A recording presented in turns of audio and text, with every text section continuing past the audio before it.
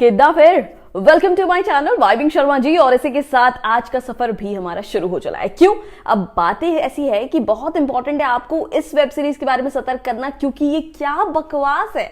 मतलब इसमें आपका डेटा वेस्ट तो होगा ही, लेकिन उसके अलावा करण जौहर के करोड़ों रुपए वेस्ट हुए हैं। लेकिन इसमें जो बेस्ट बेनिफिट है ना, वो ये है कि मैंने आपके लिए पता लगा लिया है कि आखिर ये पर्दाफाश कैसे हुआ करण जौहर के सीक्रेट प्रोडक्शन हाउस का, जो मैं आपको बिल्कुल बताऊंगी। आज ना मैं फुल मूड में हूं चुगली करने के लिए, तो मैं आपको सब बताऊंगी कि 2020 में जब बॉलीवुड सबसे ज्यादा बॉयकॉट किया जा रहा था, तब भी करण जौहर ने ऐसा कौन सा दिमाग लगाया कि उनके रेवेन्यू फ्रंट पे कोई असर नहीं पड़ा। लेकिन ये बहुत सीक्रेटिव है, तो बहुत कम लोगों को पता चला आखिर में ये क्या स्कैम है जो करण जौहर ने चला दिया, लेकिन ऑडियंस को पता नहीं चला है। मैं आपको बिल्कुल बताऊंगी। तो चलिए ईच एंड एवरी डिटेल्स के बारे में आज हम करेंगे discuss. So welcome to vibing Sharma ji, and in this important episode मैं बिल्कुल सारी चीजें बताऊंगी, लेकिन थोड़ा सा वेट कर लीजिए। Let's get started.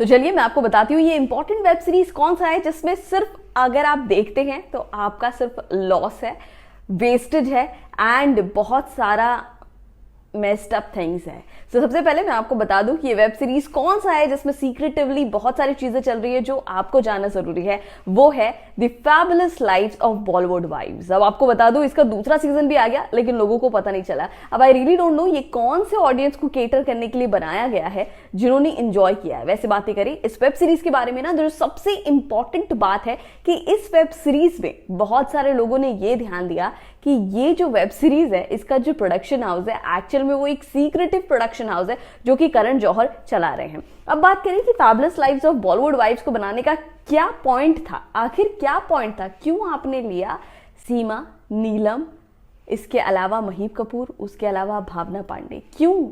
उसमें फिर बहुत सारे हीरो हीरोइंस है, बहुत सारे चुगली हैं, लेकिन हमें बिल्कुल बहुत अच्छे से पता है कि ये वेल कुक्ड है। किस तरीके से ये जो वेब सीरीज को दिखाया गया कि बहुत रियलिटी पर बेस्ड है, लोगों की डेली लाइफ्स पर बेस्ड है, but actually that's not the whole story. ये एक्चुअल में कुक किया गया है ताकि लोगों को अट्रैक्ट कर सके, ग्रैब कर सके ऑडियंस, और उसके अलावा फैबुलस लाइव्स दिखाया जाए of Bollywood vibes.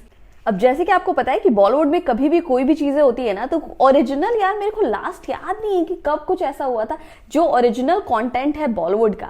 I really have a memory loss in this content कि आखिर ये लास्ट कब हुआ था कि जब हम ओरिजिनल कंटेंट पे काम किए थे। क्योंकि अगर बात करें the fabulous lives of Bollywood wives, वैसे तो hardly people are interested, but जो है वो भी बता दूं मैं आपको कि अगर आप इंटरेस्टेड हो तो 2018 में आया था रियल हाउस वाइव्स जैसा एक शो जो कि फॉरेन का था, उसको कॉपी किया गया, ठीक है। और कॉपी भी किया गया तो ऐसे कॉपी किया गया कि जैसे लग रहा है कि मतलब एकदम स्क्रिप्टेड है और उन्हें बस एक्ट करने को कहा गया, बट उसमें भी they are the worst actors I have ever seen. और उसके अलावा उनके चिल्ड्रन है, उनके स्टार किड्स है जो कि करण जौहर लॉन्च करते हैं, और फिर हमें बर्दाश्त करना पड़ता है, जो अब लोग कर भी नहीं रहे हैं क्योंकि बॉयकॉट करने लगे हैं, यूं कह लो कि देखने में इंटरेस्टेड नहीं है।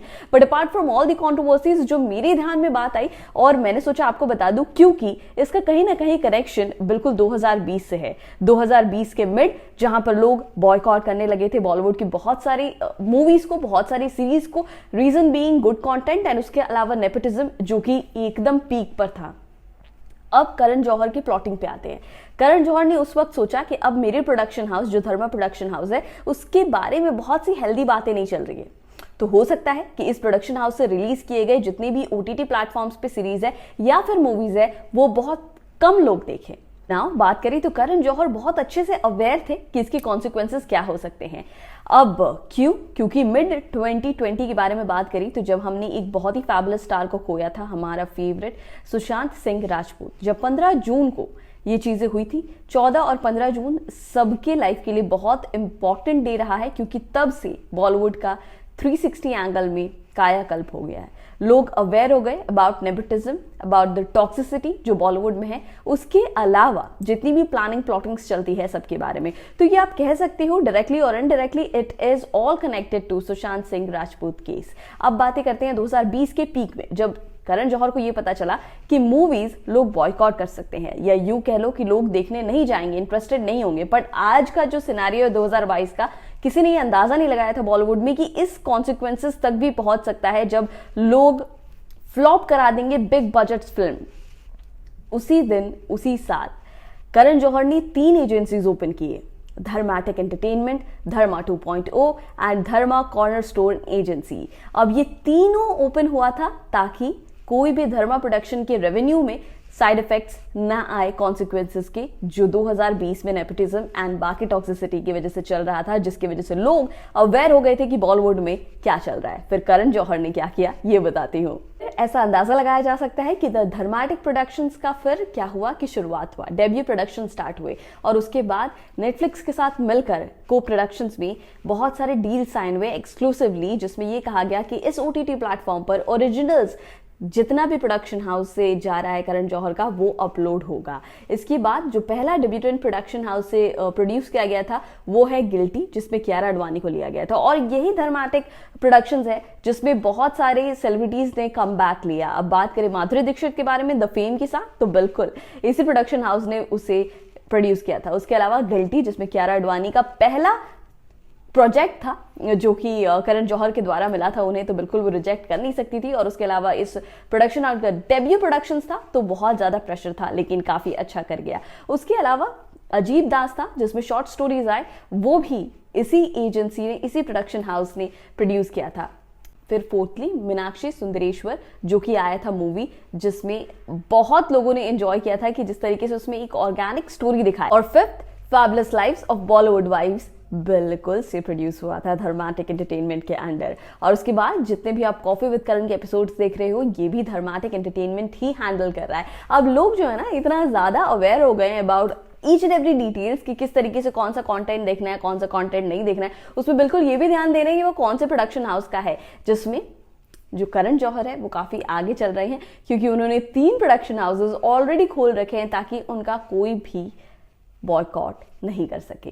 इसके अलावा अगर fabulous lives of Bollywood wives के बारे में आते हैं तो ये इसीलिए हाईलाइट हुआ क्योंकि इसी वेब सीरीज से लोगों को पता चला कि एक्चुअली में धर्माटिक एंटरटेनमेंट जो एकदम स्टार्टिंग में इन द बोर्ड दिखाता है वो एक्चुअल में करण जौहर का सीक्रेट एजेंसी है, जो बहुत सारे लोगों को पता चला। एंड जब मैंने भी रिसर्च किया तो पता चला कि ये 2020 में ही 3 एजेंसीज ओपन कर लिए थे। तो आप सोच रहे हो अमीर लोगों की यही दिमाग, जब भी कोई क्राइसिस आता है ना तो वो उस समय 500 गुना ज्यादा दिमाग लगा लेते हैं कि कैसे रेवेन्यू जनरेशन में कोई भी इफेक्ट ना आए। क्योंकि आप देखो कि कोरोना के बाद, पैंडेमिक के बाद बहुत सारे लोगों की बहुत सारी चीजें इफेक्टेड हुई, बट करण जौहर काफी मस्ती में घूम रहे हैं ना, और इसका रीजन यही है। लेकिन अब जिस तरीके से फ्लॉप कर गया fabulous life of Bollywood wives, जिन्हें कहा जाता है सस्ता कडाशन शो भी कहा जा रहा है, बट ये बहुत दूर की बात हो गई यार, बहुत ज्यादा कंपेयर कर दे रहे हैं लोग। अगर बात करें fabulous life of Bollywood wives के बारे में, देखो ये बहुत ज्यादा स्क्रिप्टेड है, बहुत ज्यादा फेक है, सेम एज करण जौहर्स मूवी। कहने को तो जितने भी जो 4 मोहतरमा है जो कि कास्ट की गई हैं fabulous life of Bollywood wives में, ये बहुत अच्छी दोस्त हैं करण जौहर की, लेकिन हम क्या समझे कि इनके पर्सनल मैटर को भी करण जौहर ने बहुत अच्छे से यूज किया है। चाहे वो सीमा सचदे का डिवोर्स हो, या भावना पांडे का अनन्या पांडे की लाइफ को दिखाना हो, महीप कपूर का शनाया का बिल्कुल एंट्री ऑफ बॉलीवुड के बारे में बात हो, या फिर नीलम कोठारी का ज्वेलरी ब्रांड। अब ये आई रियली डोंट नो कि ये कितना ज्यादा प्लानिंग एंड प्लॉटिंग के साथ ये वेब सीरीज को लाया गया, बट जिस भी रीजन से लाया गया it's a total flop. Save your time, utilize in good things. And इसके अलावा 10 वेब सीरीज की वाइब के बारे में बात करें तो it's a total no no no. तो बिल्कुल कोशिश करिए कि मैं जब नेक्स्ट वीडियो में आऊंगी तो आपको बताऊंगी कि आखिर ऐसी कौन सी चीजें जो आपको देखनी चाहिए। Good content are always my priority, और आपको मैं बिल्कुल सजेस्ट करूंगी जो अच्छी चीजें हैं वही देखें एंड सतर्क रहे। इसके अलावा जो करण जौहर कर रहे हैं कॉन्ट्रोवर्सी या कह लो सीक्रेटिव प्लानिंग प्लॉटिंग, ये कितने दिन तक चलेगा? क्या लोगों को पता चलेगा? क्या लोग फिर धर्माटिक एंटरटेनमेंट या फिर जो 3 एजेंसीज जिन्होंने ओपन किए जो मैंने आपको बताया, क्या लोग उसे भी बॉयकॉट करेंगे? ये तो आने वाले टाइम पर पता चलेगा। बट इंपॉर्टेंट ये है कि लोग जागरूक हो गए हैं with the good content, which is a good sign I think. चलो अब सब्सक्राइब कर देना, and then I will be right back with the next video very soon. Take care.